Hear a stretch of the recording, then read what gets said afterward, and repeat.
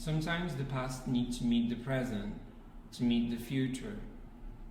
Sometimes we need to help ourselves, to be able to help others. Sometimes we need to tell our own stories, to be able to understand others' stories.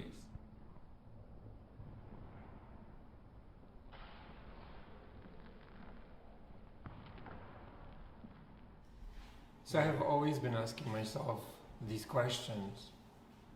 Who am I? Am I the professional, the doctor, the teacher, or am I the individual that I am? Where do I belong to? Who do I belong to? Do I belong to my family, my country of origin, or am I just a man, the person, the individual? Do I even have race or gender? What's important to me? Do I belong to you or do I belong to me? Why is there DR in front of my name and not after? Is being a doctor more important than being a human? But I think the most important part about me is that I have been a human my whole life. And I realize that I'm also a restorer. I have always been a restorer.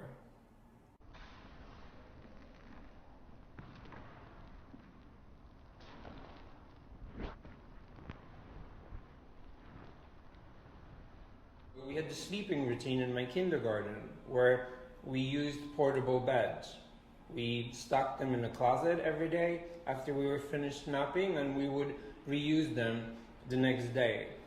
So as the smart kid that I was, or I thought I was smart, I wanted to sort of have impact on my environment. So I would place my bed first in the closet because I knew that if I did that, the next day when the beds were coming out and the kids were taking them, then my bed would come out last. And what that meant was that my bed wouldn't fit in within the mainstream area of our nap time. So I was always placed behind the bookshelf, at least slightly, because there was no more space. So I knew that already. So when that happened, all the kids were sleeping in front of the teachers and other kids, so they were forced into this an hour or 2 hours of nap time. But I got to hide behind the bookshelves, and there were a lot of books in there. There were toys that I played with, and while everyone was sleeping, I kept dreaming. I kept thinking about what is it that I want of my life and how I can have impact on my environment. And I think I started to, for the very first time, realizing that you can have impact on the environment, and I could become an owner of my experience. That if I think about it, if I dream it, and present it in a specific way, the environment will respond to it. And I think that was the beginning of the process of the restorer that was building within me.